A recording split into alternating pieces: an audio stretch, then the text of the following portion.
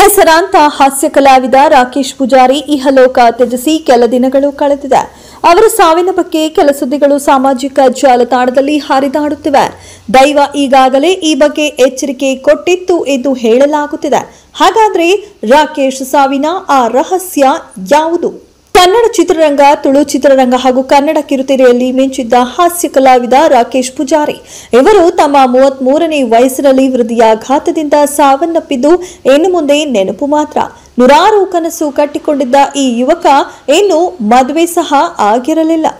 ರಾಕೇಶ್ ಸಾವು power star Puneeth Rajkumar ಅವರ ಸಾವನ್ನ ನೆನಪಿಸುತ್ತದೆ. ಯಾಕಂದ್ರೆ ಆರೋಗ್ಯವಾಗಿದ್ದ ಪುನೀತ್ ರಾಜ್ಕುಮಾರ್ ಅವರು ಇದ್ದಕ್ಕಿದ್ದಂತೆ ಹೃದಯಾಘಾತದಿಂದ ನಿಧನರಾದರು. ಕನ್ನಡ ನಾಡಿಗೆ ಮಾತ್ರವಲ್ಲದೆ ಸಿನಿಮಾ ರಂಗದ ಪ್ರತಿಯೊಬ್ಬರನ್ನ ದಂಗಾಗಿಸಿತ್ತು. ಈ ಘಟನೆ ಯಾರಿಗೂ ಕೂಡ ಅರಗಿಸಿಕೊಳ್ಳಲು ಎಂದಿಗೂ ಸಾಧ್ಯವಾಗುತ್ತಿಲ್ಲ.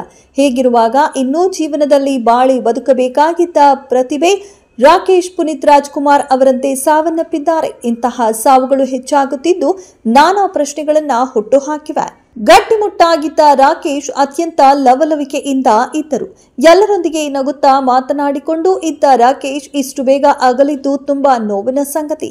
ಎಲ್ಲೆಡೆ ಮಿಂಚಿ ಈಗ ಏಕಾಏಕಿ ಕಣ್ಮರೆಯಾದ್ರೆ ಅದನ್ನ ಅರಗಿಸಿಕೊಳ್ಳಲು ಸಾಧ್ಯವಾಗುತ್ತಿಲ್ಲ. ಹೀಗಾಗಿ ರಾಕೇಶ್ ಪೂಜಾರಿ ಸಾವನ್ನಪ್ಪಿದ ನಂತರ ಹಲವಾರು ವಿಚಾರಗಳು ಮುನ್ನೆಲೆಗೆ ಬಂದಿದೆ. ರಿಷಬ್ ಶೆಟ್ಟಿಗೆ ಮೊದಲೇ ದೈವ ಎಚ್ಚರಿಕೆ ಕೊಟ್ಟಿತ್ತು ಎನ್ನುವ ವಿಚಾರ ಸದ್ಯ ಮುನ್ನೆಲೆಗೆ ಬಂದಿದೆ.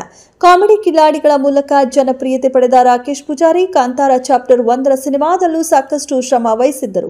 ಈ ಶೂಟಿಂಗ್ ಸಮಯದಲ್ಲಿ ರಾಕೇಶ್ ಅವರಿಗೆ ಒಂದಷ್ಟು ಆರೋಗ್ಯ ಸಮಸ್ಯೆಗಳು ಆಗಿದ್ದು ಶೂಟಿಂಗ್ ಸಮಯದಲ್ಲಿ ಏಕಾಏಕಿ ಅಸ್ವಸ್ಥರಾಗಿದ್ರು ಎನ್ನುವ ಮಾಹಿತಿ ಇದೆ. ಬಹುಶಃ ಆಗಲೇ ಅವರು ಎಚ್ಚೆತ್ತುಕೊಂಡಿದ್ದರೆ ಈ ರೀತಿ ಆಗ್ತಿರ್ಲಿಲ್ಲ ಅನಿಸುತ್ತದೆ. ದಿನ ಇಡೀ ದಿನ ಶೂಟಿಂಗ್ನಲ್ಲಿ ಭಾಗಿಯಾಗಿದ್ರು ರಾಕೇಶ್. ಅದಾದ ನಂತರ ಸ್ನೇಹಿತನ ಮದುವೆ ಮೆಹಂದಿ ಕಾರ್ಯಕ್ರಮಕ್ಕೆ ಹೋಗಿದ್ರು. ಸುಸ್ತಾಗಿದ್ದರೂ ಸಹ ಹೆಚ್ಚು ಡ್ಯಾನ್ಸ್ ಮಾಡಿದ್ರು ಎನ್ನುವ ಆರೋಪ ಇದೆ. ಕೊನೆಗೆ ಇದ್ದಕ್ಕಿದ್ದಂತೆ ಕುಸಿದು ಬೀಳ್ತಾರೆ. ಆಸ್ಪತ್ರೆಗೆ ಸಾಗಿಸಿದಾದರೂ ಕೂಡ ಅವರನ್ನ ಉಳಿಸಿಕೊಳ್ಳಲು ಸಾಧ್ಯವಾಗಿಲ್ಲ.